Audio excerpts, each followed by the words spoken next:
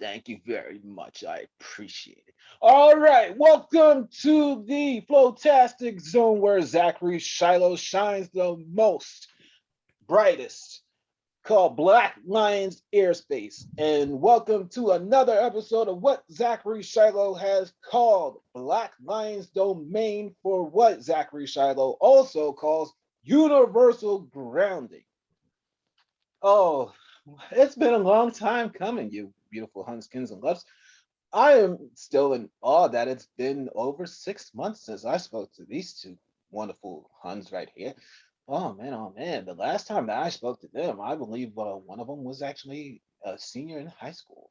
Oh boy. And now, now both of them are in college. So we have plenty to talk about their college lives, the world of pro wrestling as we know it, and believe it or not, kids, we actually have Zachary Shiloh's tarot reading part two. Okay, with that said, welcome from the Philippines to International Day in Black Lions Domain, Jiggy and Troy of the Pipe Bombshell podcast. How are you two loves? Who wants to go first? Jiggy, of course, Okay, you went from senior high to college, so like you have the bigger news, so Okay. like go ahead.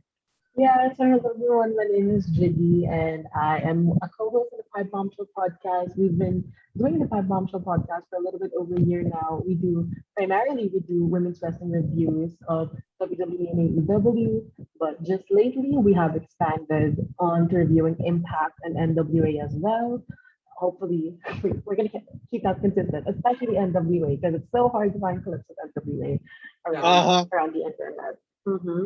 So yeah, and we compare to Impact, of course, and we also do some interviews at that time.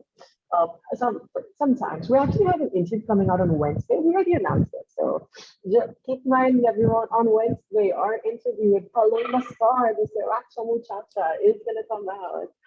So yes, that is one thing to keep in mind of. But yeah, that is actually kind of it. But you know what? How am I?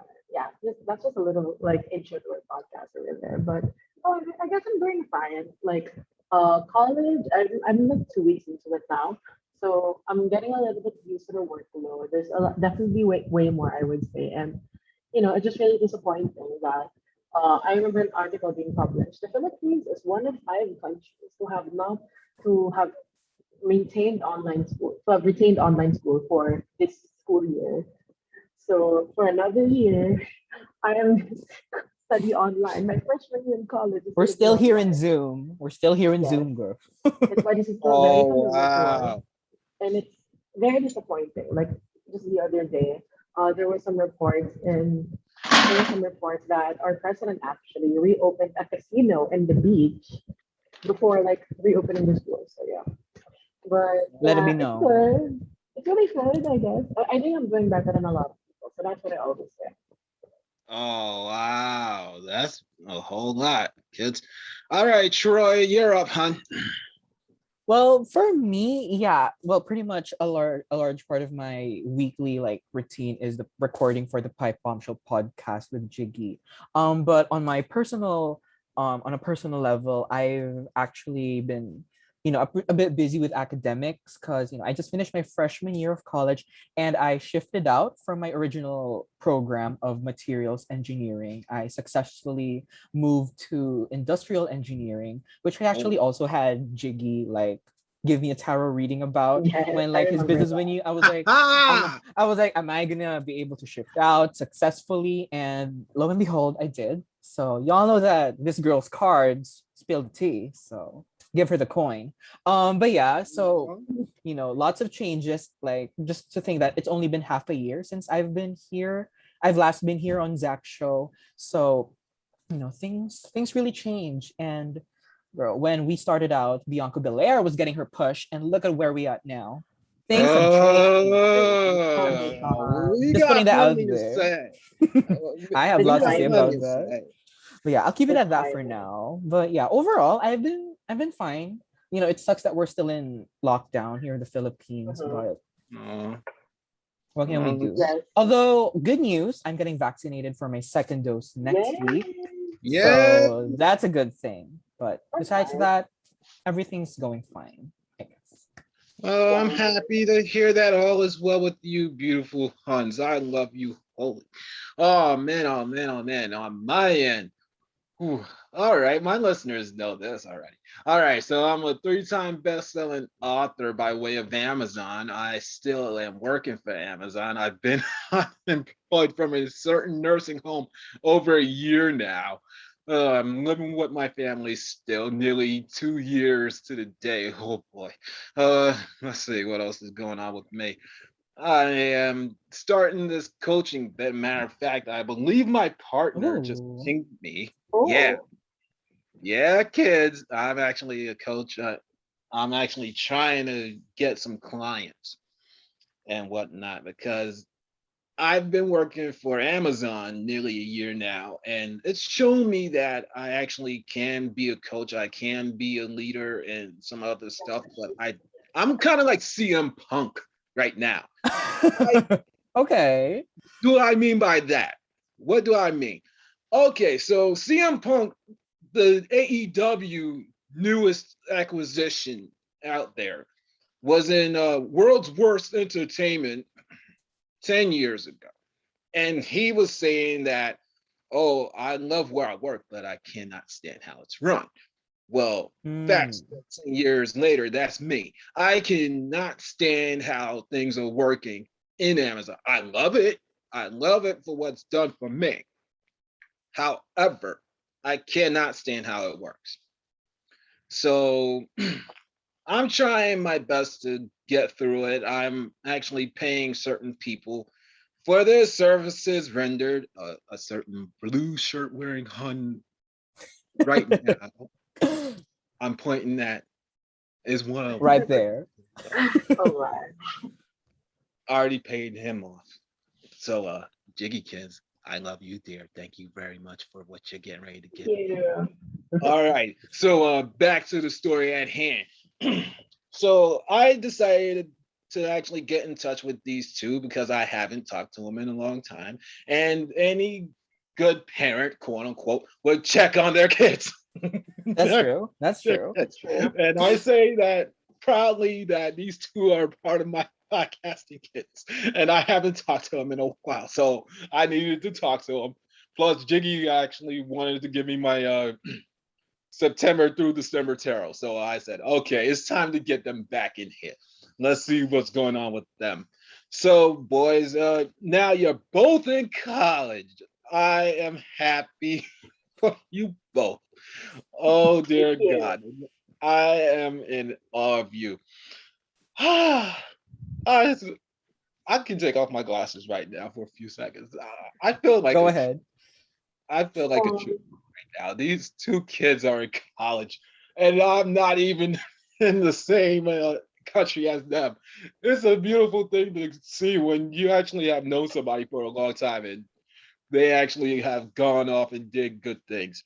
And from what I understood, even though I haven't talked to you, I have kept an eye on you both from the shadows. And MGB Grahamkins, he keeps telling me about you two, especially from a standpoint of one NWA or National Wrestling Alliance. And I'm hearing that this company now has a women's TV show or something like that called Empowered. it was a pay-per-view. It was a pay-per-view. Yeah, this past weekend.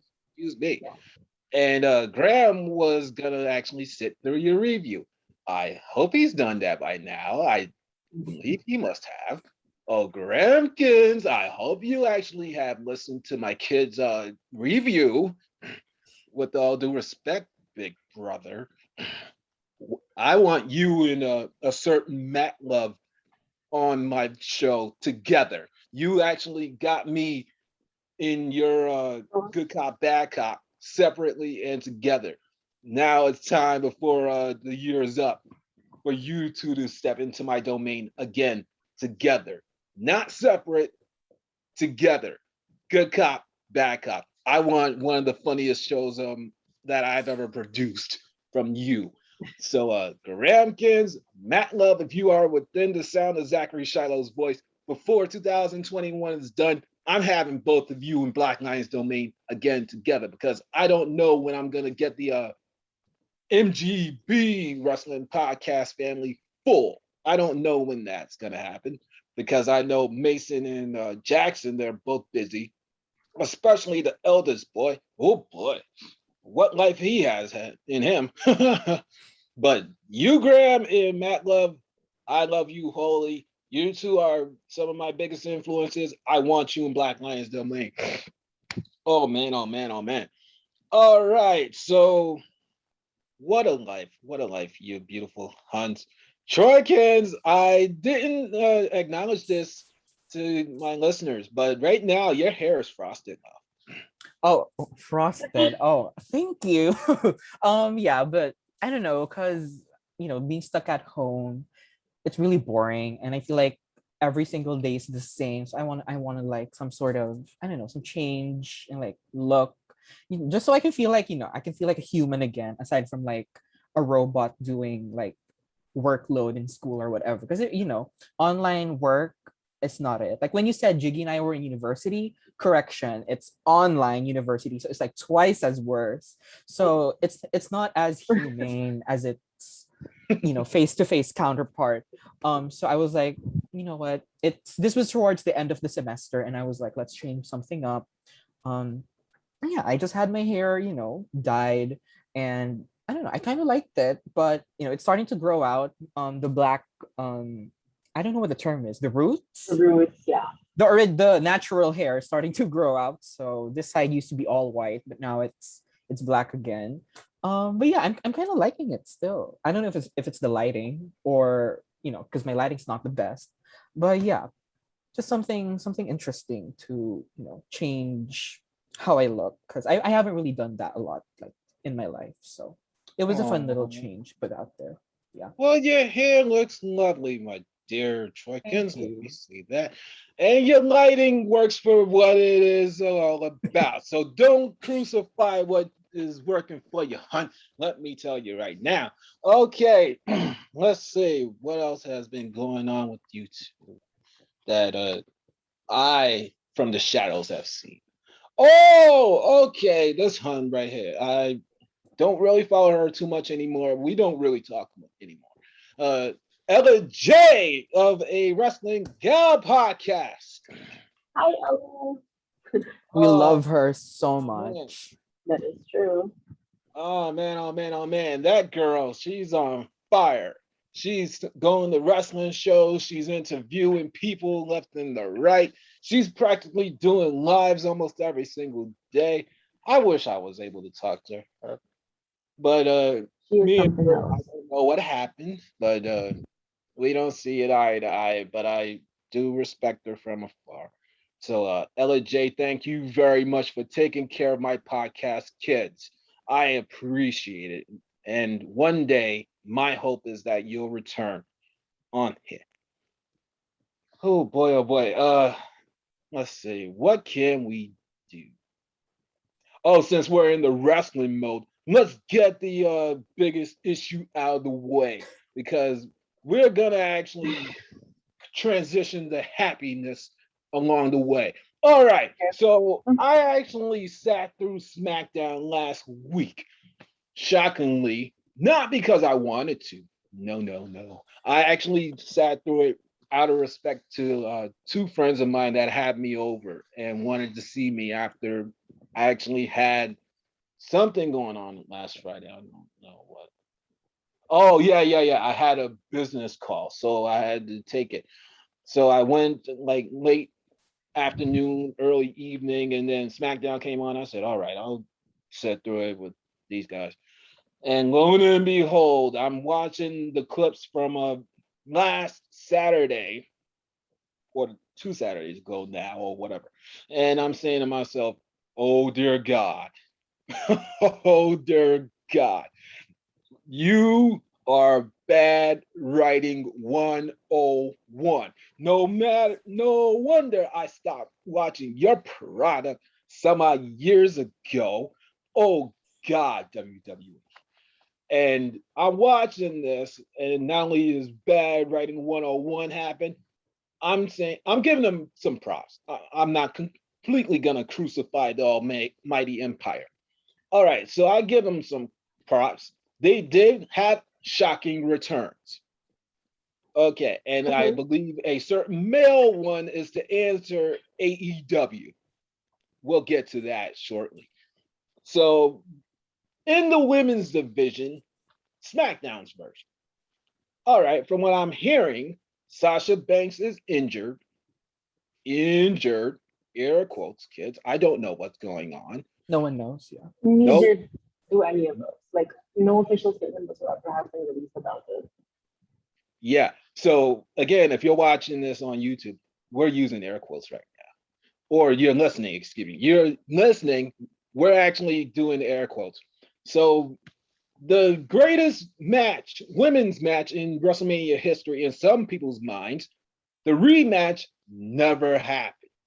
So we're thinking, us in the fandom, that all right, we're gonna have I cannot believe I'm saying these words. Bianca Belair, the Royal Rumble winner, the SmackDown Women's Champion, is facing Carmella Bingling. Lord. Oh my god. Carmella Bing, not to be confused with the porn star. The actual Carmella from quote unquote Staten Island, not really from Staten Island, you Hunskins and Is Love she Story. not? Look it up. Look it up. She's not from Staten Island. Yeah, I don't think she I is. digress. Yeah. Why is I she from? digress. I mean, So she was a Lakers like cheerleader, so like it's very far. yeah, she's a real life True. cheerleader, but she's not from Staten Island. All right, so Bianca Belair is waiting for her substitute fighter. Carmella comes out, and then some odd seconds later, you hear in the background, and then people are losing their minds because a certain female redhead hun from Ireland or Scotland, whatever you want to use, comes out, and it's Becky Lynch. Becky Lynch has returned, and people are just losing their junk, losing their junk. And she's giving everybody five. She's giving them hugs and making her way to the ring. She blasts Carmella, gets into Bianca Belair's face, and we're thinking, okay, here we are. What better way to actually give Bianca Belair her due that's not named WrestleMania? Let's have her face the franchise of the women's division, the man. I'm still laughing at that phrase. I'm still laughing at that phrase right now because she's female, but I progress. All right, the man, the myth, the legend of Becky Lynch. So, not even a minute, not even 30 seconds. I understand this correctly. One punch and a rock bottom, Bianca Belair loses the SmackDown Women's Championship in 20 seconds. I said, my supernatural tracker goes off. I'm remembering a certain thing that happened 2 years ago almost. We're getting ready to Mm-hmm. get to a certain anniversary with the Almighty Empire.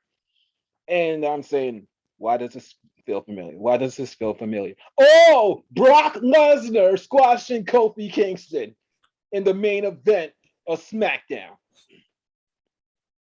on Fox. Yeah, go watch that, kids. You'll actually be in awe when you watch the dynamics. You get hit with a finisher, less than 20 seconds, it's all over. So WWE, listen up. You've actually done this again to the blacks. You did it again to the non-Caucasians. You pissed me off, but we're gonna actually have a remedy, ultimate remedy for what you can do regarding that. You actually want to have this Becky Lynch versus Bianca Belair, give Bianca Belair from the women's standpoint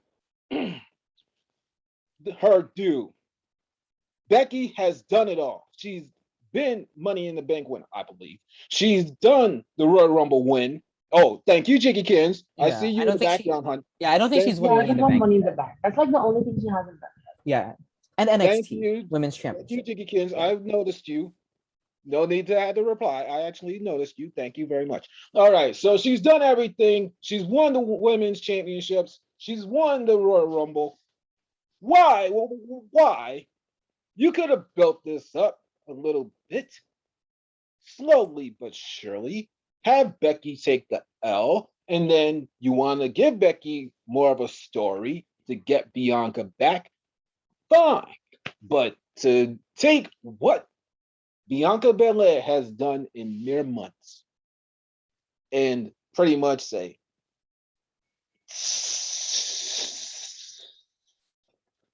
sprinkler effect, PP style, on storytelling that you produced. Mm-mm-mm-mm. No, no, no, no. That's not sitting well with me, and I believe not sitting well with Troykins here either. Mm-mm. Jiggykins can try to defend it a smidge. He could try to A defend bit, just a bit. it. I believe no, no, no. Knowing you, hon, you could defend it to the moon and beyond. You can. Yeah. That's the truth. But this is the unfiltered zone right now. And WWE, you pissed me off badly, badly. And I try to forgive it. Yes, I have. But now I got an ultimate remedy. And if you did listen to me somewhat. You did listen to me somewhat because I kept on advocating for Sasha Banks versus Bianca Belair at WrestleMania. You gave that to me. I'll give you credit. I'll give you credit. Was it the main event of WrestleMania overall? No, it wasn't. It was for night one. And by Zachary Shiloh standards, that's halfway through the show. That's halfway through the show. In my mind, that should have been the legit main event. But that's okay. That's okay. Mhm. You did the right thing at Mania, though. You pulled the trigger on Bianca Belair being the SmackDown Women's Champion. I'll give you credit. I'll give you credit. However, now you have brought up in the male form, we're going to talk about that shortly. We're going to talk about that shortly. But as far as Bianca Belair is concerned, you're going to rectify it.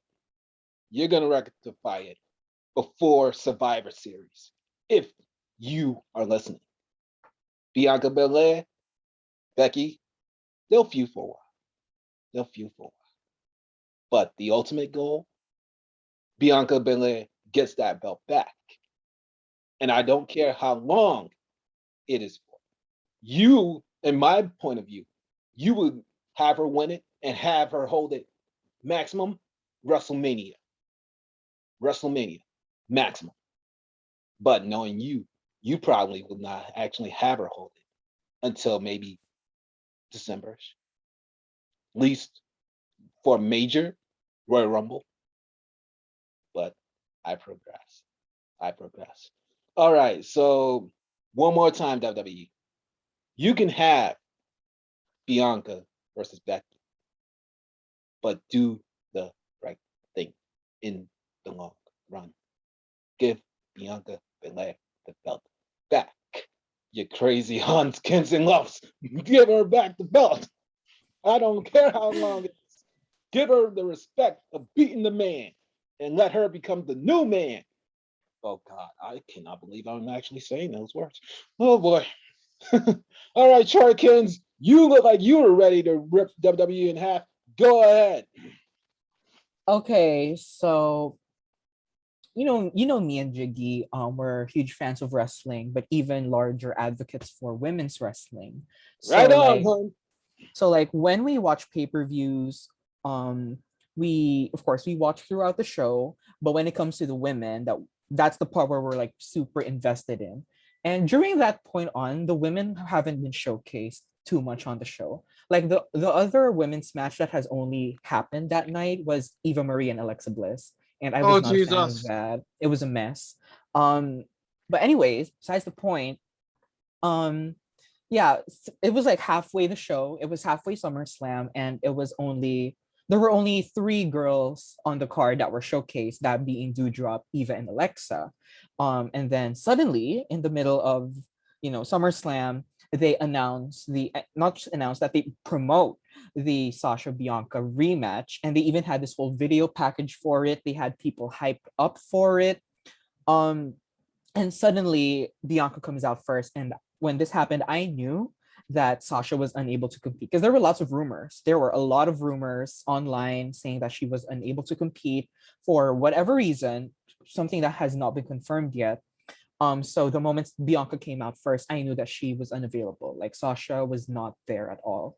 Um, and I expected Becky Lynch to come back. Really? Um, honestly, there were a lot of like rumors everywhere, and like Becky was teasing it all the Yeah. time. And like considering Sasha was like gone for a week, I was like, okay, if Sasha's not gonna come to SummerSlam, they need someone to like match up the Bianca Sasha, like the hype. And like who's the only other woman on the roster who has that much hype? Well, I thought Becky Lynch. And she's been training for a lot of months now after her giving birth. It's been a while since it was her pregnancy, so I kind of saw her coming back. But the way she came back, I knew that it was very last minute. I knew it was last minute, especially with the whole CM Punk returning to AEW like the night before. I knew that they needed someone, two people specifically, including Brock, to match up the hype. So they went with Brock and Becky. But the way Becky returned, I knew that everything was last minute, because I don't know, it's either it was that they had little to no planning for it, or as you said, they basically just repeated the Brock Lesnar Kofi Kingston situation, but this time with Bianca. And there are some people who say that this is not a race issue. I'm sorry, but it's hard not to look at it from a racial perspective when Yeah, it's when it's the second time that 100% a black true. world champion is stripped of Mhm. their championship to a white champion um under a minute. Like women's matches Exactly. on AEW Dark have much more time than Super whatever this evil. was. You're not Please, wrong. what the hell was this? And here's a little super quick fun like story here. While we were watching SummerSlam, I actually had a friend, because we usually stream it on call, and we so that we could like react to it at the same time. I had a friend who isn't a wrestling fan. Like he has no idea what wrestling is. Like he doesn't know that it's like scripted or whatever. But just for the sake of going with me and my other friends who do watch wrestling, like he wanted to watch with us. And the moment the Bianca Becky match happened, she knew something was wrong. And that's coming from someone who does not watch wrestling. Like if you can upset a non-wrestling fan about a wrestling match, Oh you my know something's up. god. But okay, I'm gonna talk as a Sasha fan. Um, like people say that Bianca was robbed, but Sasha was robbed as well, low key. Like I know that it might have been personal issues. Like you never know what's going on with a person. It could have Mhm. even be her mental health problems, because she has talked about those in the past. So I hope she's getting better, of course.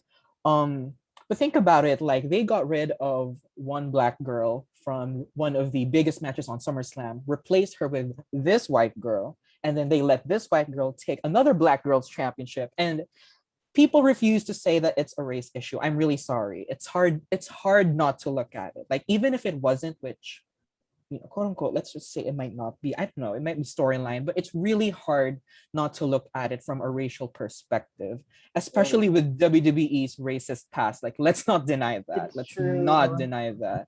But So Oh, oh, it was Hunt, it was just a Hunt. mess.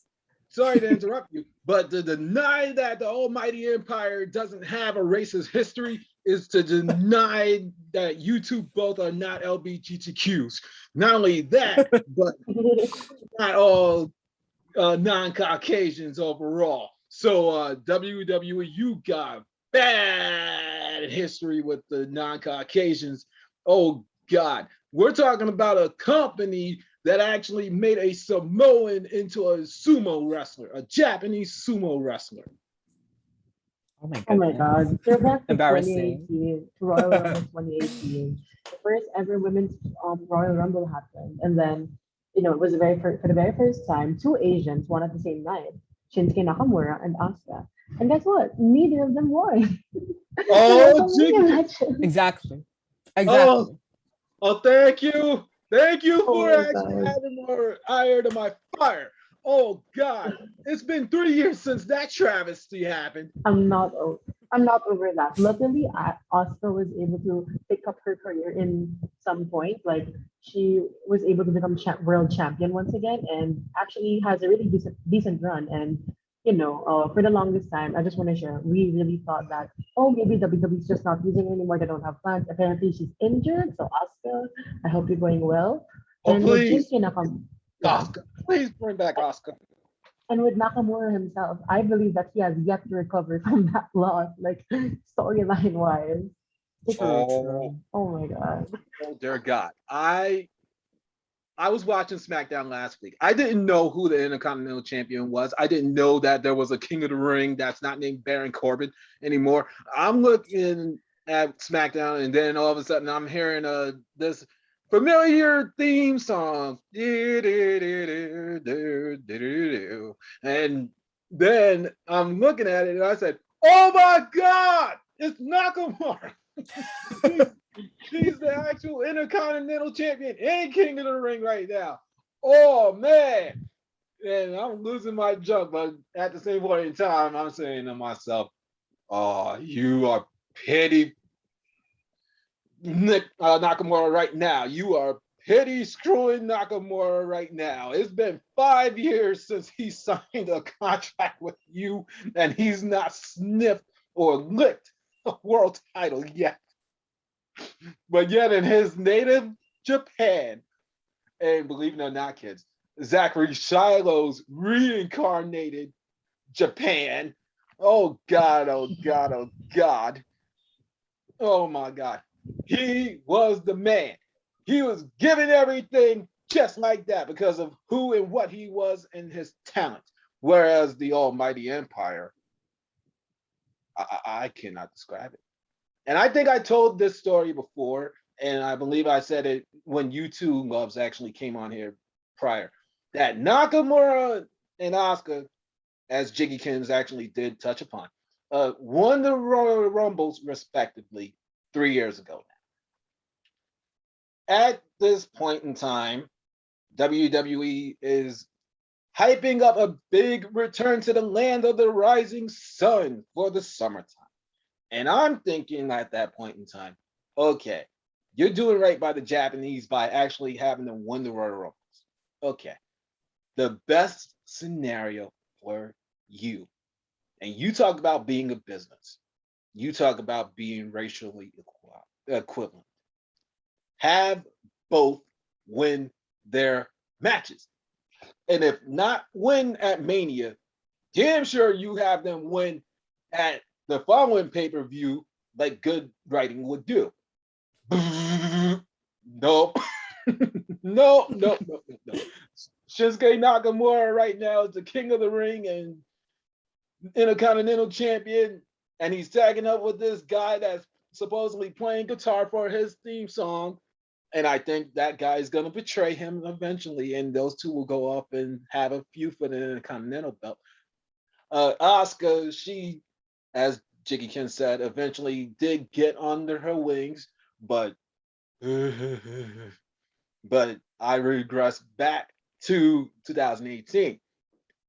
Nakamura was injured. Asuka just didn't click, quote unquote, for the WWE. And when I heard about the Japanese tour, I said, "You ultimately lost my money now. Period. I'm unsubscribing from your crap tacular. I'm done. I'm done." And the ultimate thing that got me was not only just Nakamura taking the biggest L of his life in Oscar, but Samoa Joe. Samoa Joe, the now, what is it, 3 times NXT champion. Oh my God. Talk about having pity sex, kids. Talk about having pity sex. God. Oh God. Don't get me started with Samoa Joe right now. Oh God, that is the ultimate pity sex moment of 2021. Oh boy, oh boy, oh boy. Oh God, oh God, oh God. But we got a remedy. We got a remedy, kids. I keep on teasing it. And now it's time to unload it. All right. So I sat through SmackDown. I've been following the Almighty Empire's stance for months. And supposedly, Big E Langston of the New Day, I believe they're all still together in some form or fashion, okay, is now Mr. Money in the Bank. He is Mr. World title shot for the next year if the Almighty Empire keeps their mitts off of him. And I'm scared. I'm scared out of my mind, but I'm leaping afraid because these Huns, they got bad writing all over them. They actually gave Otis, a dear plus size white guy who's known for being funny and entertaining to some degrees on other than my point of view, the world title shot last year, but then he actually lost it to the Miz, and the rest they say is history. So I'm saying to myself, you better not do it. You better not do it with Big E. You have him feuding with Baron Corbin right now. Happy Corbin, bad news Barrett Corbin. Yes, kids, go and watch Bad News Barrett and tell me that his thing that Baron Corbin is doing right now isn't the same thing. Tell me that's not happening in 2021. Tell me. But I've progressed. All right. So Big E has been teasing this thing of cashing in on Roman Reigns because one, Paul Heyman is involved. And kids, SmackDown has been on Fox now almost 2 years. The main event, as I touched upon earlier, was Brock Lesnar versus Kofi Kingston. They recycled that match, turned it into Becky Lynch versus Bianca Belair. We're taking it and reversing it back to male form. All right, so Brock Lesnar as Troy, actually a little bit too, is now back in the company. He's now looking a little bit slimmer. He's got a beard going. He's got a little bit of a mullet going on for him. And he comes out, confronts uh, Roman, who beat John Cena. I'm still shocked by that. I'm still shocked by that. I was too. Oh man, oh man. All right. So Brock comes out to a massive pop. He confronts Roman, and then Paul Heyman gets away with the champion, the Universal Champion. And I'm saying to myself, okay, you're making your wet dream come true again. You want Roman versus Brock. You want them to happen again. All right. So how we're gonna build up to it. So Finn Balor, kids, the former Prince Devitt in New Japan, is stepping up to Roman on SmackDown. And I was kind of talking to some people in the background. I was saying, where's the Street Profits? I haven't seen them in a while. And then all of a sudden, the Street Profits come out and help save Finn from the Bloodline. Please correct me if I'm wrong. That's their names. Okay, Uh-huh. the Bloodline, the Samoan Mafia of WWE, if you want to call them that. Roman and the Uso twins. So, all right, we're starting to build a six-man tag for what it feels like to me. And I'm looking at Biggie go at it with Baron Corbin. And I'm saying, don't have him lose that case to this guy. You failed that other guy 4 years ago. Leave him alone. So I'm asking myself, what is the best way WWE can rectify the treatment of the blacks from 2 years ago through now. And I'm watching and I'm watching and I'm watching and I'm thinking logically, what's the best solution? Oh, okay. Big E's now Mr. Money in the Bank. You want your wet dream of Roman versus Brock again. Have that match happen. I don't care how it happens, make it happen. And I'm thinking more than likely because Brock doesn't appear on what is it, B or C level shows. So we're gonna have to flush this thing out until November at max. So, all right, let's have it happen at Survivor Series because I don't think people want to wait until WrestleMania for it. No. All right. November, Survivor Series. Brock versus the champion of the universe, Roman. Brock beats Roman in a whatever style match. And then the ultimate comes in. Zachary Shiloh's rectification.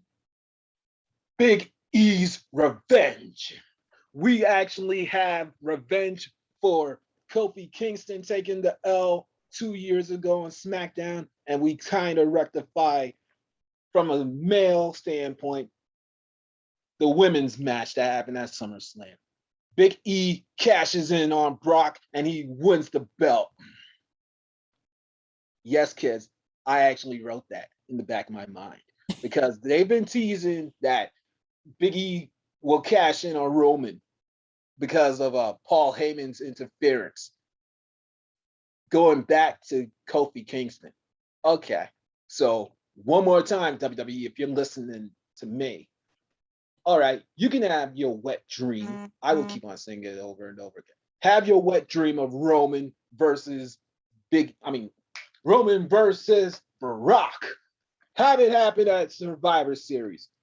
We don't want to wait for that match. We want something else at WrestleMania. So Big E cashes in on Brock. Things are copa for your standards for a while. We'll see what happens. And anybody that actually wants to chime in with a Big E's Revenge, please start using the hashtag Big E's Revenge on social media. Please make that happen. Please make that happen because we want that to happen so badly. You want to repeat Brock Lesnar versus the Big Show, but now have Roman as the Big Show. All right. Let's go with it. All right, you two. You look like you were all about it. Let's have your thoughts. Jiggykins first this time. There we go. I was looking for the unmute button. I was like, over there. Okay. But I guess Big, as I said before we recorded, Big E is long overdue for a world championship run. Like I've really been vouching for him, especially during the pandemic era. If anyone remembers this, the triple threat tag ladder match in Mania 36, he was representative of the New Day, and he was for the longest time he was the sole representative of the New Day as Kofi and Xavier both went back to their homes respectively. So I just really got attached to him and all, and I was really vouching for him to win Royal Rumble, but around the same time, he won the Intercontinental Championship. So I'm like, you have to wait another year or something for that to happen. So, I'm so when he won Money in the Bank, I was one of the happiest people out there. Like I quite honestly, I wasn't paying attention that much since I had more to do that day after seeing the women's matches, but WWE should do this, but like we pay for all of the shady shit that they've done to non-Caucasian people, maybe black or like Asians or like Latinos. They have screwed so many people over, and it's pretty crazy to think that you really have that we've gotten screwed over like many times. Like I just want to like bring back also, like even with Asuka, like Asuka's a really good example of it, unfortunately. But even with Asuka, she was able to win back the women's championship, as I said, but she didn't exactly have the most memorable run. Like she wasn't the star of the show, like even though she was champion. And coincidentally enough, that was also happening with Io Shirai down in NXT, where she was the champion and she was having amazing matches. But as a fan, it seems like we see Rhea Ripley more in her screens at that time rather than Io Shirai. And coincidentally enough as well, on the other side of things, AEW had Shida as champion, but Britt Baker and a lot of other women were being pushed to her on Dynamite. I think Shida had it the worst out of all three of them, but speaking of WWE, it's just really about time that they really put themselves out there. And in general, I would argue like the big companies, Impact, WWE, and AEW, like no matter how much they say we're a really diverse company, like even with AEW, you're so white. You're so white. Like I remember, like just last week, one of I saw on Twitter, on Rampage, the secondary show of AEW, they posted a card, and as a company that really promotes that they are there to add diversity to wrestling, Red Velvet was the only black wrestler who ever appeared in that show, like on that day, and everyone else was white. So it's about time that not even WWE just does it; all of wrestling does it. I know Impact, in a sense, has done it the best. So it's about time. It's 2021. Come on now. So yeah, that's all I have to say. All right, Troykins, you look like you're ready to unload, hun. Go ahead. Well, all I have to say is like this doesn't just like apply to wrestling. This applies to any work environment. I feel like diversity in a work environment is, it's really cliche to say, but like a lot of people say it, but it's the truth. We need diversity in work environments because we need to have people from different backgrounds and cultural origins to give their specific perspective on like matters that concern that workplace. In the context of wrestling, um it would be so boring to just see non like just white wrestlers just battle each other all the time. It's one of the reasons why people don't enjoy AEW as much, at least for the women. But like, it didn't, how do I say that? It like gives a new dynamic. There we go. It's like a new dynamic as opposed to just like a stagnant type of company or like workplace. That's why I keep like reiterating on the importance of not just equality but also representation in media, because that's what's important nowadays. And like, although you can argue that um society now is like relatively more progressive and more inclusive, it's only partial attainment. It's not like fully attained. And in all That is honesty, 100% it's not true. like it's not like we're gonna achieve it within the next few years. It's gonna take a movement. It's gonna take a movement, but Hmm. it's gonna take a Yeah. long time. So the only thing that we can do right now is to support that cause. And that's why I really hope major promotions and major companies such as WWE and AEW do uphold them, because they're a large platform. They're global international platforms with international viewership with people from all over the world. So like, how would non-ideal people feel if like people like them aren't shown on television screens? Just Hmm. saying, this is coming from someone from Southeast Asia, of course. It's very, Right Exactly. on. very difficult to see that, but And that's my take. I just want to add on to what Troy said over there. So yeah, society has definitely progressed from the past, but it's just not 100% like out there yet. Like Yeah. things such as Black Lives Matter would should not be a thing by now, supposedly. And even like South Asian hate, like those movements on itself are living proof that there's a lot of still of like inequality like everywhere. And it's really sad to say this, but like I remember talking to my friends about it, like, on like what we want to do in the future. And I said, oh, I want to move to the States. Like, wait, I kind of want to live in New York City. Like, are you going to get hate crime there? I'm like, well, he's not wrong. So True. As minorities, it's hard to be, it's true. It's to be a hard. minority. But yeah, hoping for the best though, hopefully. Hopefully, my dear Huns, you too. Hopefully, we shall see what the Empire does because they've been known to do some shady shit. Like Jiggykins actually used perfectly. So Jiggykins, bravo, bravo, bravo. Okay. Uh, let's see. As far as wrestling is concerned, all right, let's get away from the almighty empire because I think we've all had about enough of that nasty crap in our mouths. We'll go and do something else. All right, NWA, the National Wrestling Alliance, home of the Four Horsemen original form. Dusty Rhodes, Cody Rhodes, AEW founder's dad. Uh, let's see, NWA. Oh, the original ECW was born from that, and et cetera, et cetera, et cetera. Well, I understand that this reincarnation by Billy Corgan of the Smashing Pumpkins. Please actually listen to their music. It's great. I love it. I grew up on it, but I progress. All right. So Billy Corgan and the NWA presented this pay-per-view called Empowered. And I'm understanding that one MGB Gramkins actually texted me yesterday stating that these two Huns over here actually did a review. So, boys, tease my listeners with what you are actually gonna talk about. Troykins, you can go this round.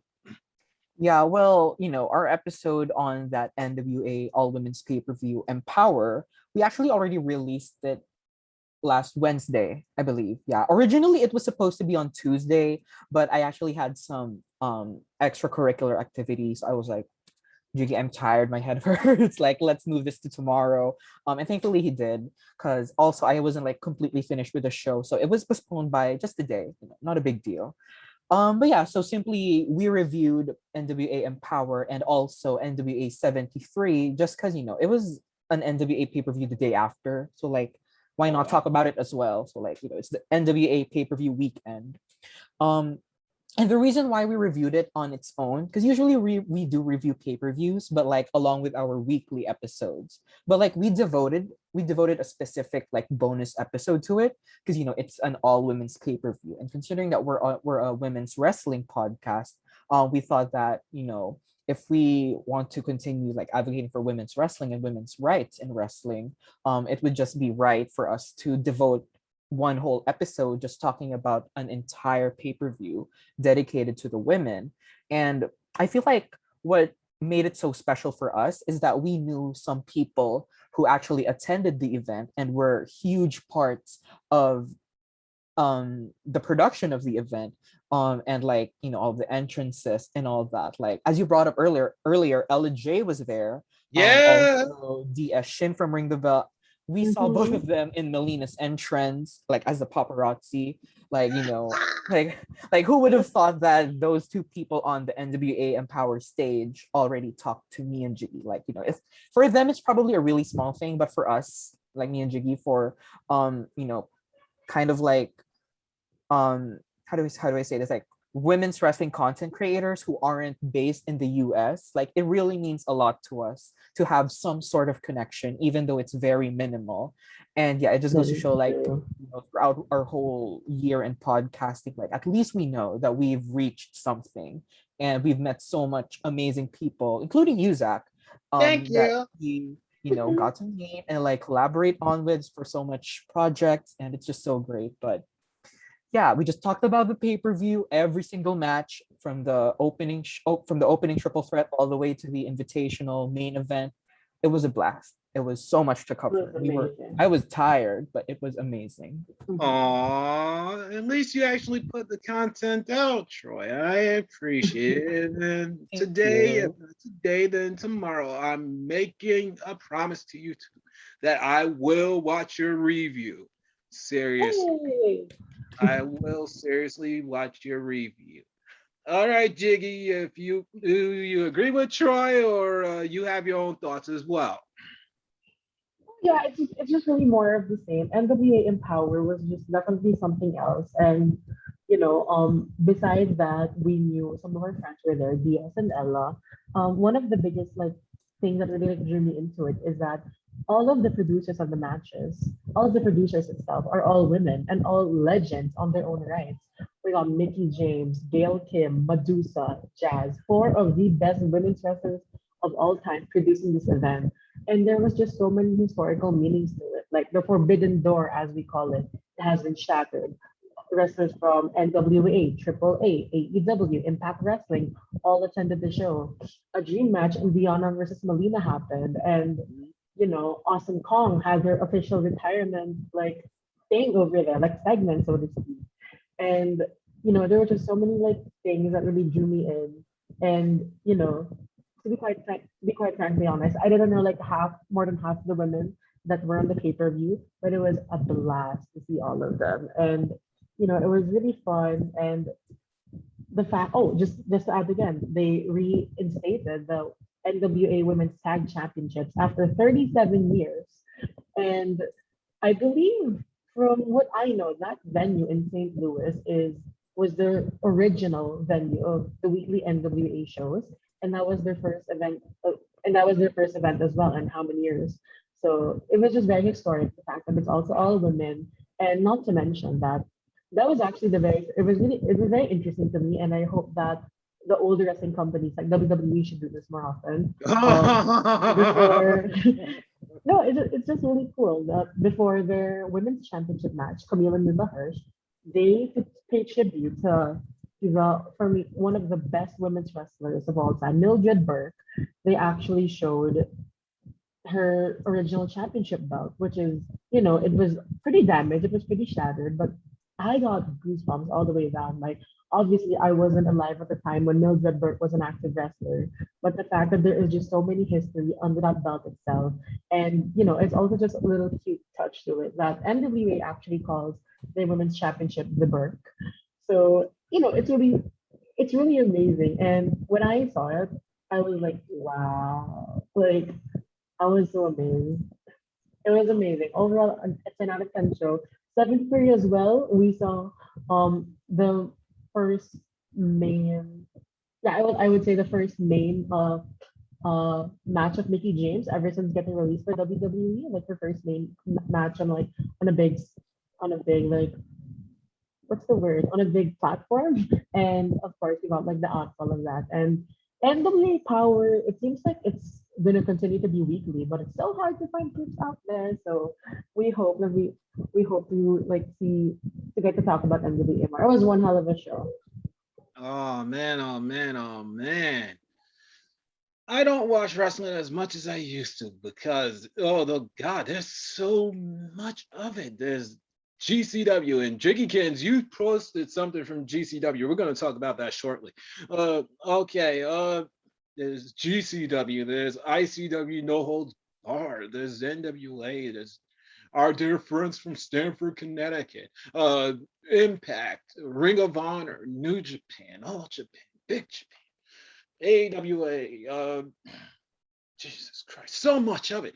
I tried to marathon as lot as I could in the early days of Black Lions Airspace, and maybe even before that. And I just like I exploded. Oh my God! And MGB Grahamkins can actually testify to this. I believe Matt Love can testify to this. Our dear friends, formerly of the Brainbuster family, they could probably testify to this. There is so much of it, and you try your absolute best to watch it all, but then you say to yourselves, Jesus Christ, how do I do this? Not only how do I do this, but how do I actually make time for myself? That's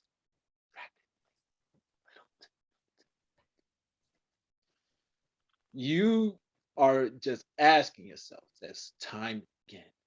And I had about enough.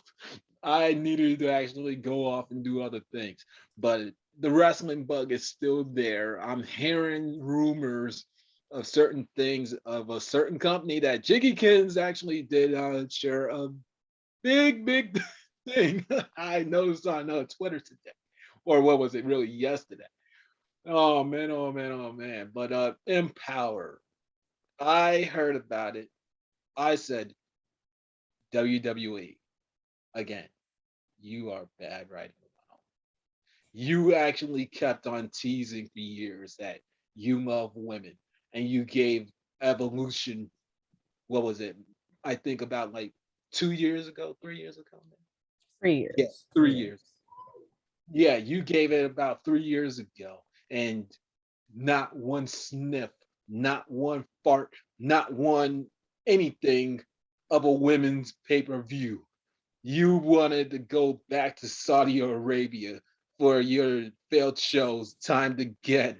And you didn't hear from your fans that were not from that country not to go. You actually raped the actual Saudi Arabian family for money. That's why you went. You keep on saying, we love women, we love equality, this, that, and the third. Why in Jesus' name hasn't there been an evolution two? No, no, no, not even a two. Why at this point hasn't there been a three or four at this point? By now, there should have been a fourth evolution, women's evolution pay-per-view. But hey, that's why you're quote unquote sports entertainment, right? You just want to be entertainment, but you're not really sports entertainment at all. No, you're not. You actually are now, in the past, and in the future, a dramatized production presented as a sport, just like everything else in the wrestling industry. No disrespect at all, because I like me some fiction, and I'll be talking about that with a certain someone later on. But anyways, I progress. WWE, why haven't you given a women's pay per view? Why haven't you given a women's pay per view?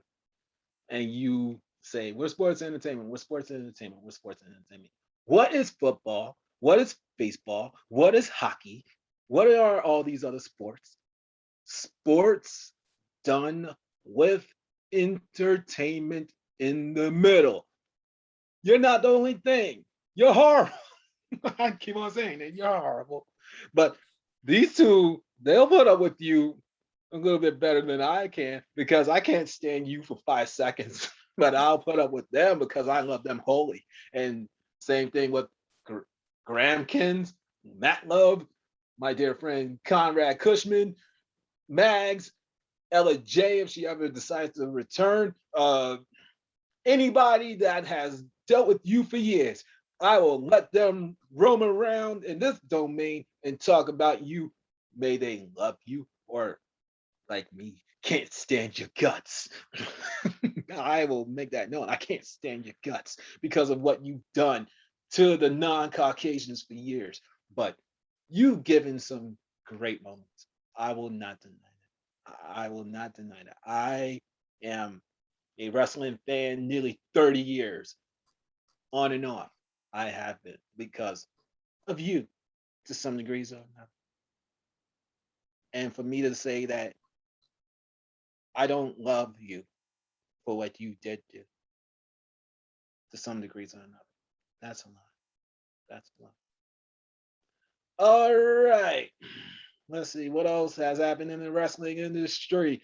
Oh, my dear friends at Game Changer Wrestling, let's address something that's gone on. All right, so the last time I actually watched Game Changer Wrestling, they presented their blood sport, and that was back in April. Since then, we've had transition of world champions. Ricky Shane Page is no longer the GCW World Champion. He lost the belt to Nick fucking Gage at what's this crazy thing called? Shane Page's spring break. Oh god. Brett Lauderdale, if you are listening to the sound of Zachary Shillow's voice right now, pal, you shocked me when Joey Janela lost. Brett, you know how to actually be very controversial. So I'm not going to crucify you badly like WWE. I'll give you props. All right. So Ricky Shane Page loses to Nick Gage. Nick Gage is the two-time world champion. And then all of a sudden, months pass by. And then one Matt Cardona, better known in the Almighty Empire as Zack Ryder, shows up and then beats Nick Gage for the belt. I'm saying to myself,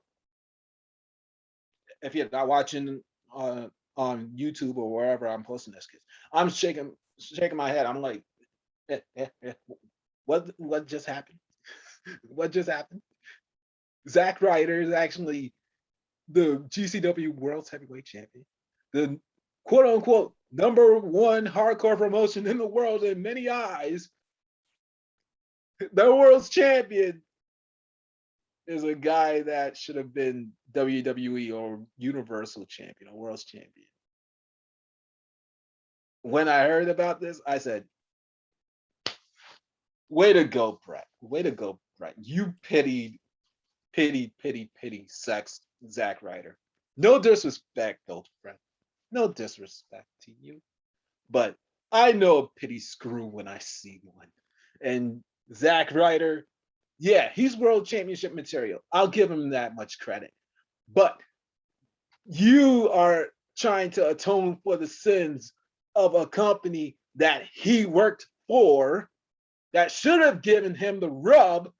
What was it, in my point of view, should have been by now, maybe 2 to 3 years, maybe. Definitely by this standards, he should have been a champion by now. Definitely. But I progress. So Matt Cardona, the current GCW World Heavyweight Champion, or excuse me, according to Twitter, he's the Game Changer Wrestling Universal Champion.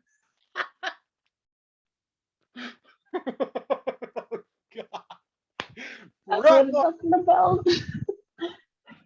Brett Lauderdale, I love you more than a straight man should. That was gold. I'm laughing at this.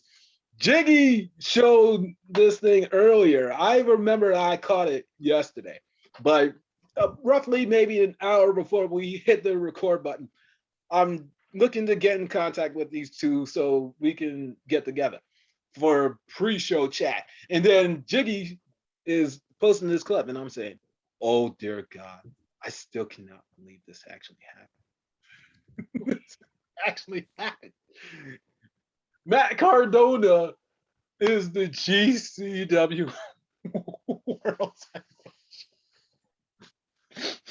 Heavyweight. I'm laughing so hard, I'm actually catching kind of a migraine. Oh my God. I gotta take off my glasses for a few seconds. Oh my God. Oh my God. Brett Lauderdale. I love you so much. I love you so much. Oh man. You know how to create controversy, old friend. That controversy creates cash. And you are giving GCW fans around the world reasons to go to your shows. So, Brett, I never crucified you completely at all. I've always given you props where it's due. So I'm not gonna completely dumpster fire this, even though I say that it's a pity screw to Cardona for the ease rectifying of his career. Oh boy. That's horrible. So WWE, again, listen up if you're listening to this. Do not do Big E dirty. Do not do him dirty. Because if he leaves, the New Day leaves, they will get something like this from Brett Lauderdale. You are giving them ammunition. the Indies, the AEWs, the Ring of Honors, all these other places. You're giving them ammunition to kind of make fun of you. When I actually watched that clip of the now Universal Championship, I was laughing so hard because Matt Cardona turned the GCW World Championship into the Zack Ryder not Intercontinental, Internet Internet Championship championship. turned into the Universal Championship meets the John Cena spinner belt. I said, oh God, I can see many people crucifying Brett for that decision. I can see them right now. They like, what the fuck are you doing, dude? What are you doing? What are you doing? But I understand business. I understand logic. And that is funny. That is gold. So Brett, good job. Good job. God.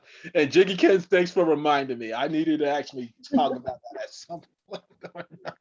Oh my gosh. Lord. God. Brett Gardendale, oh how I love you so. It really got people talking. Like I don't really pay much attention to GCW to be honest, but when I saw the video, I was like, oh, okay. But the first thing I firstly thought of was like, oh, the colors. It kind of reminded me of the Divas Championship, Wrestling Power. I love that championship. But but the thing, I was like, I don't know. I guess like I know that's Matt Cardona's like aesthetic as well, but it was Oh, just really funny. Like I didn't expect it, and you know what? It got people talking. Maybe people hate it or not. It got what they wanted to happen. But Matt Cardona as the quote unquote, I'm assuming the king of extreme now or something like that, since oh he is in God. GCW, that is okay. Personally, for me, I'm not that big into hardcore wrestling, but I'm a big fan of death matches and the Joshi death matches in Tokyo Oh, Joshi or in Stardom. Well, mostly in Tokyo Joshi. I don't really do it in Stardom. So I'm like, that is a slap in the face to the death matches that I have seen, where they have like stuff and all. Like, okay, if they did have Matt Cardona like have it build and prove himself as like a really good hardcore wrestler, I would have been fine with it. But this was just like a really like, okay, here's a big star, become champion kind of deal. So yeah. yeah. So I actually did find out about Cardona, and originally I wanted to crucify it. I seriously did, but then I remembered GCW in the last some odd years, they actually do have this uh goofy, alternatively serious attitude to them, just like myself. So I'm looking at this and I'm saying, okay, yeah, you actually have had things like Joey Janela's Spring Break. You've had Effie's Gay Brunch and all these other things where comedy is definitely the main source of the show. So, Brett, I'm not gonna crucify you. No, I'm not gonna do it. I can see many people who are GCW fans for the hardcore, the actual straight up fighting standpoint that okay, this former WWE reject is now the number one champion in their company, the company that they see is number one in the whole entire world over everything else. So yeah, I understand. I understand their point of view. But then there's more lighthearted people like the three of us here. And we're looking at this and we're saying, okay, this is cute. This is funny. Let's roll with it. Let's see what goofiness they could do. Because I already laugh at the GCW World Championship lineage to some degrees or another because of it just being the Nick Gage belt. I'm sorry, Brett, but it's the truth. It's the truth. And the truth hurts. Just like barbed wire across a person's back. Oh, God. But that belt was the Nick Gage belt for years. Nobody else has held it more than once. Brett, please, please, please, please correct me if I'm wrong. but I believe Nick Gage has held that belt longer than anybody else. And to see somebody like a Ricky say, RSP, let's just call him that, RSP and Cardona hold your belt. All right. But now, Brett, we're starting to get into years territory. And you've known me, God knows how long. And I've always been respectful to you. I've always been respectful to you. And I still thank you for holding my merchandise at what was it? ICW in Queens. I think what was it? About 3 years ago now? Yeah. 3 years in November. It will be exactly when you actually gave me my stuff. All right, but we need something different, Brett. We need something different. We've touched upon racial things, me and these two. Brett, as much as I love you, as much as I respect you, in the next some odd years, we're in 2021 now, old friend. 10 years, I'm hoping that there will be more racial equality on your standpoint, that there will be Latinos that are not trapped in Mexico, Latinos not trapped in Mexico, holding your tag team championships and all these other championships. Blacks, Japanese. I'm hoping in the next 10 years, Brett, legit, that the non-Caucasians will get the rub with all your championships. Because I'm starting to notice a pattern somewhat with you two. And it hurts me. It hurts me from a personal standpoint. I understand from the business standpoint that Nick Gage, the almighty Nick Gage, the man, has been your go-to. And he's one of the greatest wrestlers in deathmatch history, period. He is, if I could use this phrase correctly, the god of deathmatch wrestling. I will give Nick Gage all the props and credit in the world. Without him, deathmatch wrestling wouldn't exist as it has been and will be. But there comes a point in time where you have to look outside of the comfort zone. You have to leap afraid and trust something that doesn't look like you, something that people are attracted to. Like me, I was attracted to one Calvin Tankman. I love him. He's great. He's plus size. He looks like me. He actually can do stuff that maybe even Jiggykins what she could do. He could flip. He could fly. He can just have greatest strong style matches. I was hoping that Calvin Tankman would have won what's it called, Brett? The Acid Cup. I was hoping he was going to win that. And then you would translate it into a world title feud where Tankman is challenging RSP and then beats RSP for the belt eventually. I don't know where. I don't know when that was going to happen. I was hoping it was going to happen at Mania next year during the collective. But Brett, as much as I love you, as much as I respect you, I'm not making any threats to you, old friend. But I am giving you another 5-10 years. I'm holding you accountable just as much as I'm holding WWE accountable. Impact, anywhere else in the wrestling industry, accountable for the non-Caucasians. You will, with all due respect, old friend, somehow, some way, have more non-Caucasians in world ultra violent and tag team title situations. Because, yeah, sure, Nick Gage, he took care of your company for years. But how much longer can you rely on him with all the blood, all the sweat, all the tears that he's put out for many years? It's time to rely on the new breed, the younger breed. That's so true. Mhm. I'm not I'm not that big, as I said earlier, I'm not that big a fan of GCW, but I have one thing to say. As Kelly once said in one random FCW show, what about the divas? What Ah! about the divas? No, because literally, Girl. like in my head, when I think of GCW, the only like woman that I can think of was Ali Cat.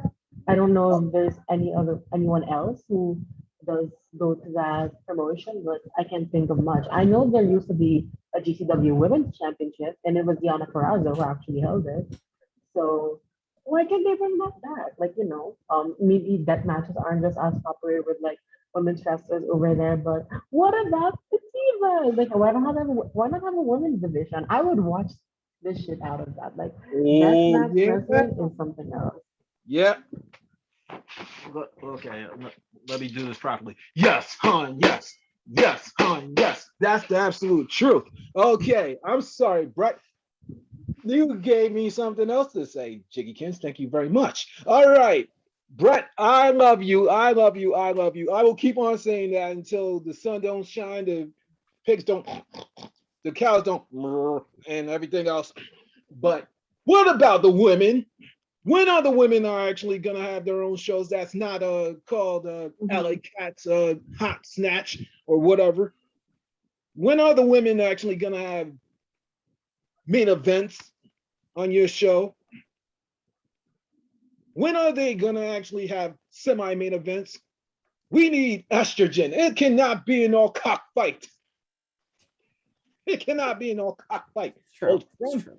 That is so true, though. Like, Oh man, oh I man. can I can just think of like these great women that could definitely pull a death match off. Like Thunder Rosa, like comes on the top of my head. I don't know if she's ever done a death match. Probably like the closest I've seen of her in a death match is the lights out match against Britt Baker. And Yeah. if that's what she can do, just imagine like I know like there's a lot of creative minds out there. So like, just give them the opportunity, give them the platform. And that match wrestling, even though it is not as popular as regular wrestling, I think the women's wrestling community would be more than welcome to add another women's championship to look out for. And in itself, it's gonna make the championship unique because WWE, AEW, Impact Wrestling doesn't necessarily give us like that match-ish like matches. So Mhm. that's the thing. Give them a platform. I Like with agree. I agree. Exactly. I agree. I agree. Brett, please. I'm not begging. I'm asking nicely. These two Huns over here are asking nicely. Please start having stronger appearances by women. Let's have them actually main event a show or two where the cockfights happen. Let's actually have women main event. Come on, Brett. Come on, Brett. You're almost 10 years into your company now, I think. Like, you're definitely over the 5 year mark. Come on, Brett. Please, old friend. Let's have more estrogen. Oh, hi, Jiggykins. Oh, hi. yeah, Hello. just like over here. Oh, wow. Oh, man. Oh, man. Oh, man. But this wrestling thing, I'm trying to find myself in it. I'm really am. Not just from a standpoint of real life, but like from the standpoint of it just being fiction too. I'm not trying to watch it quite so objectively, but I'm a rebel. I'm gonna speak my mind no matter what it is. And if I burn bridges, I apologize, but I'm done. I'm done trying to please everybody. So all wrestling companies are held accountable in my point of view. From, from this point forward, even more. We need racial equality. We need sexual equality as well. So it's not just GCW or the Almighty Empire. Ring of Honor, I'm talking to you. New Japan, I'm talking to you. NWA, I'm talking to you too. Every other promotion that I can think of that I just cannot blurt out, and plus to not waste Yeah. these it's time. Hmm. I'm I holding just you wanna accountable. I'm I just holding wanna you. add. Oh, sorry. Go ahead. Go ahead, finish it, Jiggy Kid. Okay, okay. I just want to add on the New Japan side of things.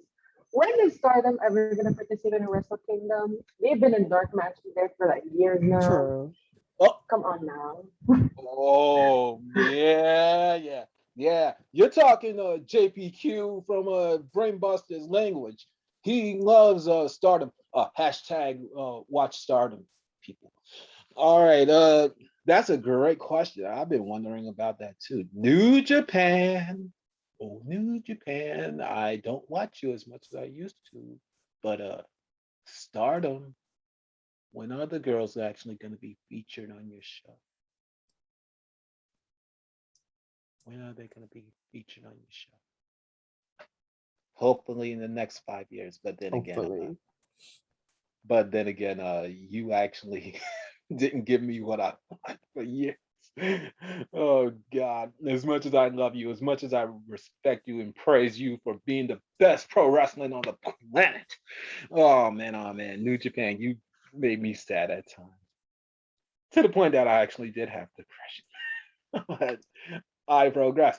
Let's do something that's gonna give Zachary Shiloh something very, very happiness because these two Huns, Kins, and Loves, they gotta get ready to get out of here.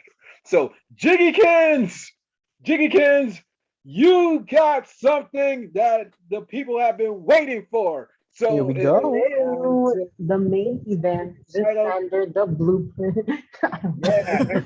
It is time to get No, but Zachary Shiloh but out yeah, of 2021 and into 2022. I present the tarot reading of September 2021 through December 2021 by the almighty Jiggykins. So, Han, okay, it's 4 months. Okay, I was go ahead okay. whenever you're Okay. ready. I am just currently shuffling right now my cards. I've actually been doing this for quite like for the past 30 minutes or something. Just like get a feel of like just to get a feel of the question already. So this is just Oh, I'm getting to so see hyped like a right now. gauge of like your career or like your life in the next 4 months. Oh, you can do anything you want, love. You can give me a mix or you can give me a one focus. I'm just here to actually hear my life going into 2022. You actually hit it on the head. Oh God, I've been betrayed. I've actually had ups and downs in career. I've had people come and tell me that I absolutely suck and all these other things. I said, he called it right. He called it right. Oh my God. I literally almost one day, I'm not kidding you, I almost crashed on my knees and I said, what? He was on my show practically 4 to 6 months ago. And it's almost like he called every single moment. So I said, I gotta get back in touch with them. I gotta see how the rest of my year is gonna go. So MGB Graham, I know you are listening to this. And you're losing your junk because you actually supported this the first go around. So this is dedicated to you, old friend. Yeah, Man. I am just currently shuffling through all these cards. Go So ahead. Go, Miss G. Go okay, Jiggy Kids. so Oh, I Troy Kids, I understand that you actually got a reading by Jiggy Kids. How's that gone for you so far? Well, I feel like how many readings did you give me? I think you gave me like I gave you a couple, two.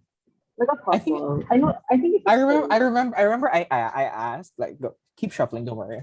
Let me buy this Yeah. airtime. I remember I All asked right. Jiggy. I was like, let me ask like one wrestling related one and one personal one. So I asked Jiggy like, is Bianca Belair gonna win the Royal Rumble? And yeah, he did predict that she would, and she Ah, did. But I guess you didn't predict Becky coming back, did you? I bet I nobody predicted saw her that coming coming. back. I knew she was coming back. I didn't know she was going to be champion. Well, you should have stopped her. You should have stopped her from coming back. She never should have been back in the first place. Anyways, Yeah. I was kidding. For legal reasons, I was kidding. But yeah, the other one, I also asked him if like, am I going to be able to shift programs in college? Because the one I used to be in, I was really unhappy with. And so, like if Jiggy's out here in her clairvoyant era, let me ask her some questions about that. And yeah, it was a really long process to go through, but yeah, it did. The end goal, the end result did work out in my favor. So y'all know that this is the tea. So DM her, slide in her DMs. Yeah. It's out I'm there. always open. I'm not as promoting to it anymore as like I used to before because I've been busy. I've also been learning like other hobbies like digital art and stuff and whatnot. So, but I'm always welcome. I'm always like open. Like it always has on my yeah. So yeah, that's kind of it. So Zach over here on the city deck. So can I like title roll? There's nope, I can't. So left, right, or middle. All right, Jiggykins, whatever you decide to pull out for me, I am happy and grateful of. Okay, I'm just gonna choose one myself, I guess. Okay, so okay. Uh, do you want me to flip the cards like this way, or do you want to just be this way? Okay. Let's see. You got it up, and now you want to tilt it, or you want to yeah, you could go to. All right, let me close my eyes and let me tune into key in the room.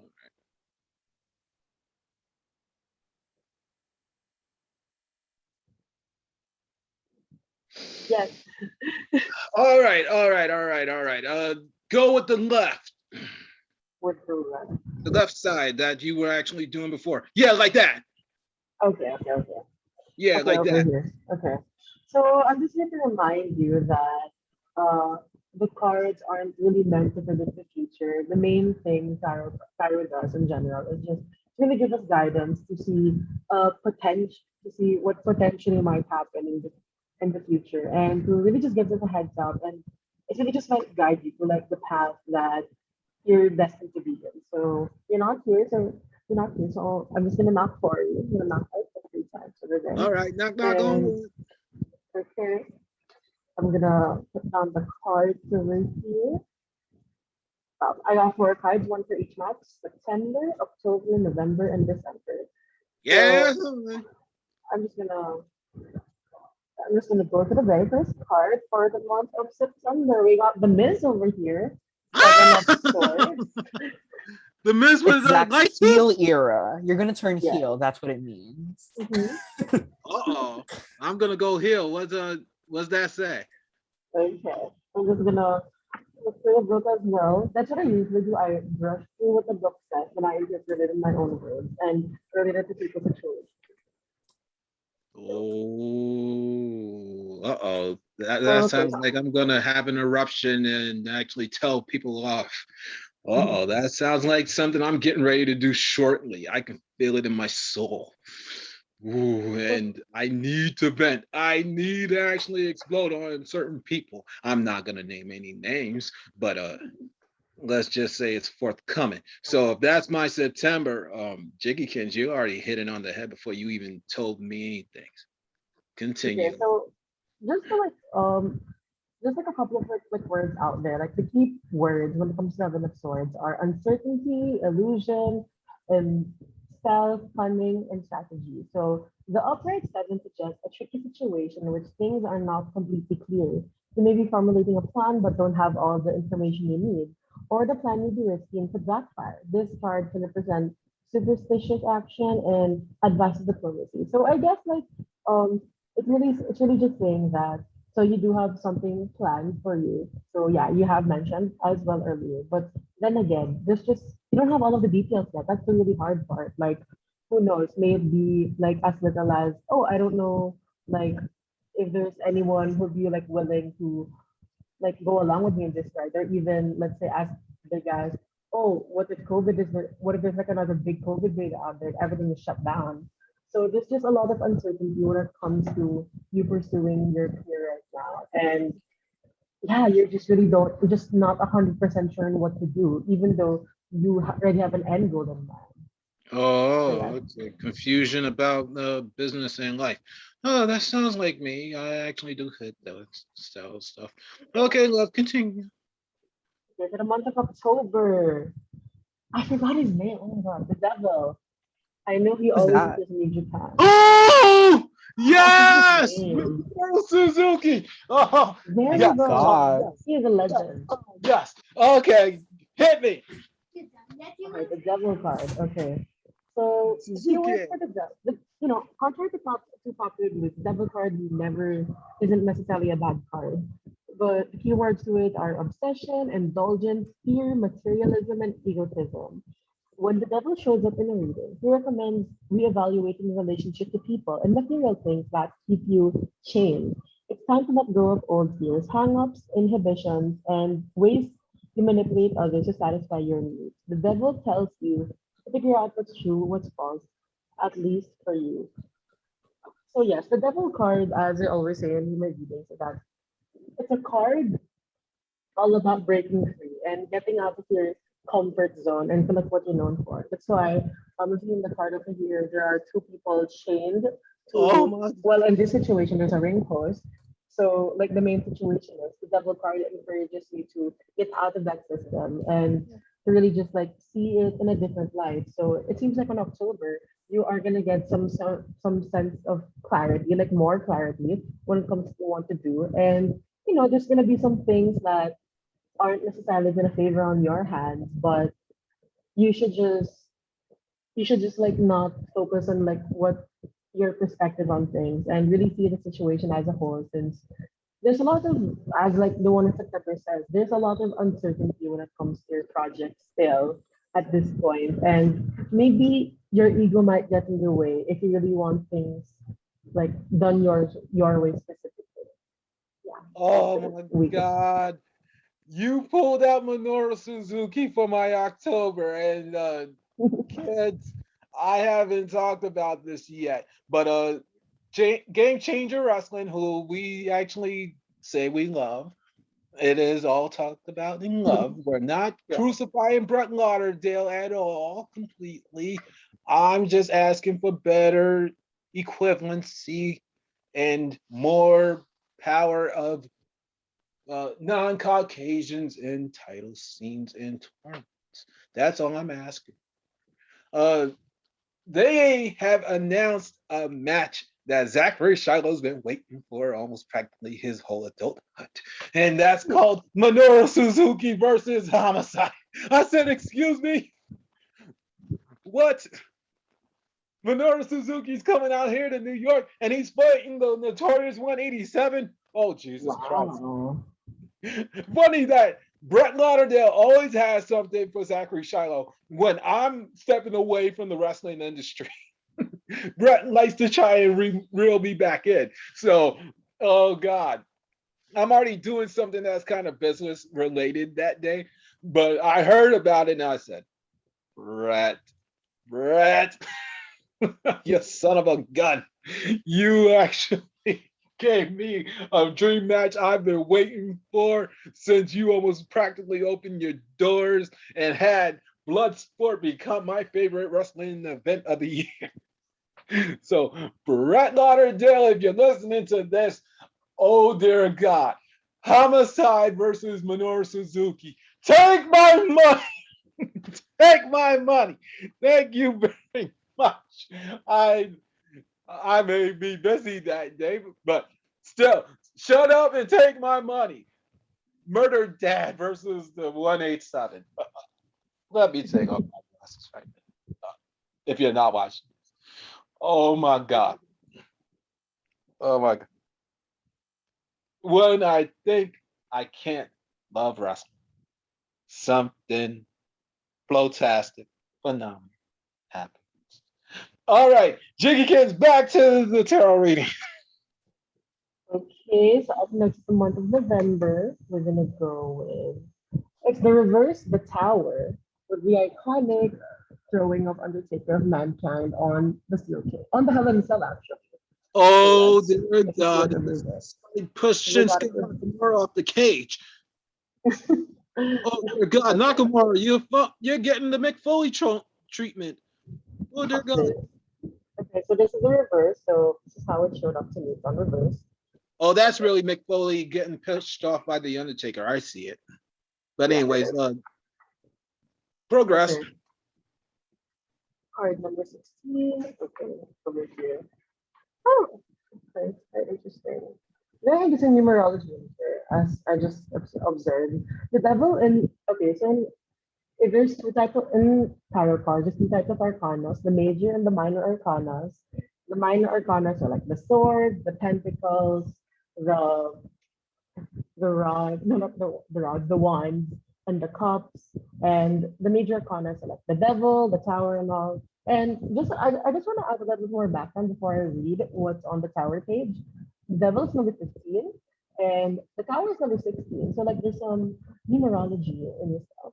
Interesting. Okay. Mm-hmm. There's some continuity.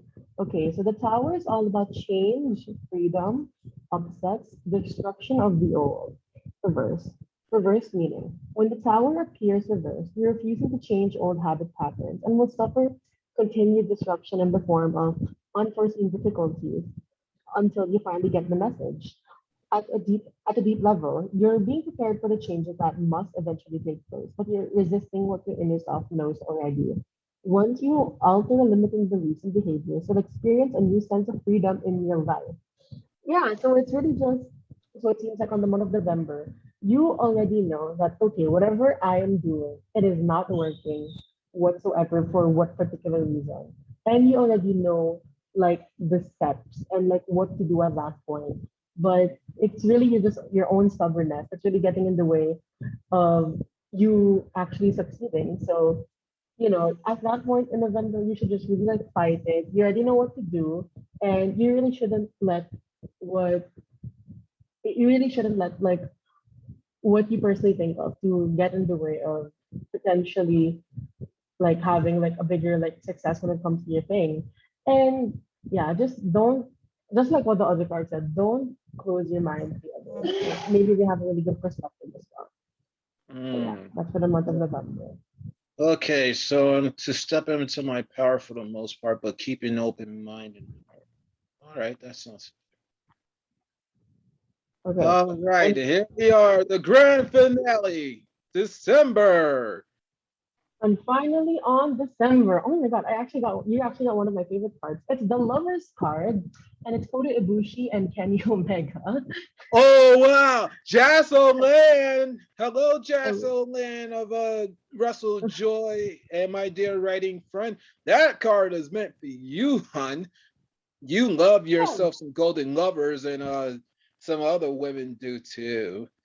I'm mhm. a fan But of yeah, them to some degrees. All right, what's all I about? love I love the relationship as like as like writers and all. It's really fun to watch. Okay, the lovers. Partnership, union of opposites, choices, harmony, cooperation. Okay, so far so good. It looks really nice. This is a part of cooperation, of working together with others to accomplish a joint purpose. When it appears upright, it signifies an attraction and partnership of some kind, not only romantic variety though. It can also suggest reuniting this disparate parts of yourself. The lovers represents a period of harmony in personal or professional matters. Sometimes it indicates you need to make a choice between two things you value, but you'll make the right decision. So yeah, overall looks like you are gonna come out 2021 with a pretty it's gonna come out really positively for you. So maybe the person that you keep on butting heads with will find you. You guys will like meet your end, you have end meets, I mean, and you guys will cooperate, or maybe if it's just within yourself, you're gonna get rid of all of the old beliefs that you had and actually put into perspective what the others think of, and it's coming off in a very harmonious way. So you know, in a very harmonious way, and it would actually work. So, but I am seeing a lot of partnership though. So maybe you might have someone to help you there, or maybe even like a joint. Someone's gonna join you in the process. So just Ooh. gonna cap it off, or I just gonna cap it off. So it seems like more or less the cards are just saying. So from September to November, there is still going to be a lot of butting heads. There's still going to be a lot of problems. There's still going to be a lot of complications when it comes to how you're going to approach this thing that you're going to do. But come December, it looks like all of this is eventually going to pay off, and it's going to create like a more tolerable and way better working environment for you. And you're gonna come into 2022 in a really bright light, as I would say. Yeah. It's really nice. Mm. It's all of it. So yeah. So if you just really just follow the path of the cards, it really seems really positive for you by the end of the year. So Ooh. yes, that is it. Oh man, oh man, oh man. I'm gonna listen Mhm. to that part all over again and then take notes. Oh man, oh man, oh man. Because I know this is not really my future crystal clip. I know that. I went into that the last time knowing that. I'm going into this the same way. I brought it on so we could have fun with it. And plus, for you to promote something that means near and dear to you. So that means more to me than this thing actually going right. If it happens, it happens. It don't. I'm not crying. I am open to the universe for what happens. Is there some stuff that I'm gonna take action on my own? Yes, I am. And kids out there, I may actually have something in mind soon, and I'll touch upon that eventually. So, with that said, oh, I love you too, Holy. It was great talking to you and catching up. It's getting late where you are, so it's time to start wrapping this bad boy up. So, I started to change my outro with three things because certain people cannot hear what I'm asking. So, I believe now it would go. Your hopes for the future, my dear Pipe Bombshell beloveds, are.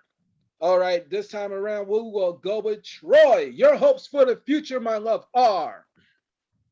Well, the last time you asked us that question, I basically just said that, we could just, keep consistent with like the content that we were making, and to like meet more people outside of the community that we already have. And I feel like since the last time we've been on your show, I feel like we've done just that. We've also made some more adjustments to our show to cater to like our class schedules because it's going to be hard to maintain a podcast while being a student. So we're trying our Mhm. best. So I would say my hopes for the future is kind of like the same. Reach out to more people who are just as passionate about wrestling as we are. Kind of build that relationship or connection with them.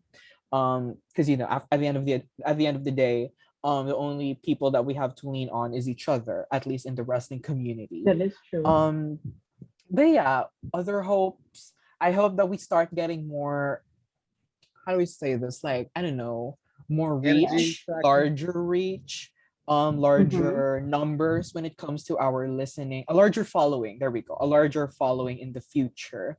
But given it's an online setup, it's kind of hard for us to promote, and that given that we're all the way in the Philippines, but when all of the mainstream wrestling is abroad, it's gonna be very hard. But never say never. Never say never. That's right. That's right. A certain somebody that's getting ready to join me shortly said that, and I'm saying to myself, "Oh boy, oh boy." So that's great hopes for the future, my dear Troy. Now, Jiggykins, it's your turn, beloved. Your Well, hopes for the future. again, at the top of my head is definitely number one, of course. Finish college and study abroad, especially I really want to study in the US in general. If I'm lucky enough, like I don't know if I've ever like told this to like anyone in wrestling Twitter, but if I'm lucky enough, I would want to go to Columbia University. Uh, because why not? It's just really one of my biggest dream schools out there. When it comes in and to take a master's, that would be such a big thing for me. Or like, and but I'm not that choosy to be honest. I could take like any school over there, and I would be completely fine. To get ready, to get better at my craft when it comes to tarot or even drawing. I'm just like So I'm getting like into digital art for those who don't know. I haven't posted a lot of it in wrestling Twitter, but Zach, I'm actually gonna send you some of my work because why not? I just want to show you how it is. So here are like two of them, one wrestling related and one non-wrestling related. I just sent it to you on Twitter. And besides that, continue the growth of the Pipe Bombshell podcast. I'm extremely satisfied already from what we've done. We've met so many great people. We've literally met our idols within DS, Paloma Moxie, and so much more people.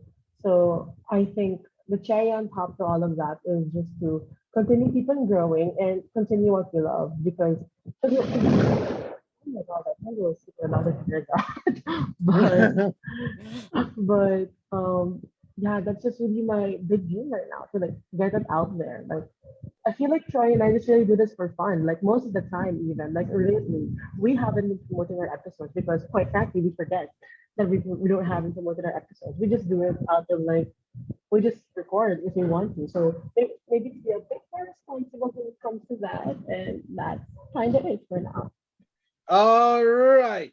That's great hopes for the futures. Oh man. And I see your podcast doing something. If no, not if. All right, I'm tuning into the energy of you both. All right. You both have aspirations of coming here to America. All right, let's do something or a feeling for you both that's wrestling related in your podcast. All right, you're passionate about wrestling, you're passionate about your podcast. All right. If no, when this is all done and the international borders are truly clear, I can see you both coming out here to America for some big wrestling event. I'm thinking, I'm thinking if AEW, NWA, and Impact legit are in bed together, even with New Japan to some reason, that AEW will present their own version of what Ring of Honor in New Japan called G1 Supercard. And I believe it should be out here in New York. And I can feel it if the international borders truly are clear. When they are truly clear, I can see you both coming out here for it. Especially from the standpoint of the women's divisions, I can see you both coming out here. And believe it or not, I'm looking for one last wrestling hurrah live standpoint. I feel like I left the wrestling on a live standpoint from not a completely good place. And I need something that is gonna make me say, you know what, this is legit the last hurrah for me. I can complain now. I can complain now. So if and when this AEW thing happens and you truly do decide to come out, I will do my absolute best to actually meet up with you both for it. Same thing if MGB Gramkins, Matt Love, LJ, or whoever else in the wrestling community actually decides to show up for it. I will do my absolute best, no matter where I live in the world. I could be in England, I could be in Africa, I can be in Japan or wherever. I will make the effort to come and see AEW at Madison Square Garden with their friends, their business partners, if it truly is to come to pass. All right, so now let's get to, if not now, can I bother you within the next week or month for 3 people you think would go good with me to be interviewed by me in this show? If not right now, I'm not asking for right now, boys. I'm saying within the next week to a month, can I bother you for 3 people you think would go good with me in this dynamic to talk wrestling or whatever else? Yes. I already have people in mind. Yeah. So Ooh, I okay, do have hon. people in mind. Oh my god. Okay. Okay, I'm open. You want me to tell you now? Oh, if you want to tell me right now, it's okay. But if you want to tell me in DM more so, then I'm respectful to your choice of preference. Well, the first person that I thought of is since you brought up Ella J, this is someone that Jiggy and I haven't met yet, but we do plan on contacting her very soon. Um, her name is Samira. She's one of Ella Oh, J's I've talked to her. closest friends. Oh, you've talked to her before already. But she seems Not like on this such show. a... I tried to get her on Oh, this show, but okay. she didn't respond. Oh, She- okay. I don't know, just I don't know, maybe try your best to like contact her again through email because I think that's her preferred mode of communication. But she oh, seems just okay. like such a lighthearted person to be with who's just as passionate about wrestling as we are. And Hmm. I don't know if you need to know this now, but I believe she lives in Pennsylvania, so you might have to check out time difference if there is any. So Oh, hope that's some sort of help. Samira lives right near a couple of friends of mine. Matter of fact, I Okay. believe Jen from the Dragon's Den Wrestling podcast, who has guested for me before. She lives Okay. out in PA. My dear friend John Gallagher, who's kind of a wrestling fan, but more so more of a metalhead. He lives out there. My dear friend, what does she call herself? Gita. She lives out there. So many other people. But I'll try Samira again. Why not? I'll even try Ella J again. I don't know if they'll respond. I hope, girls, you will. I hope you will. But if they don't, I understand. Thanks, Troy. That's 2. So who do you have last if you have a third? A third, I'm not sure if you're familiar with them, but you can try out Rest Friends. So that's actually 2 people. Tati Oh, that's Chavez cool. and what's her name? Iridian. Iridian, what's her surname? I forgot. Ferrero? Ferrero, pretty sure. Ferrero, Iridian Ferrero. Those 2. They Ooh, are, rest friends. yeah, That they're sounds people interesting. that I like got to discover from Ella J. Ella J basically gave Jiggy and I so much connection. So like none of this would be possible without her. So Thank Exactly. you, Ella J, for taking thank care of you, my Ella podcast J. kids. Thank you. Yeah, so there you go. Rest Friends, Tati Chavez and Iridian Ferrero.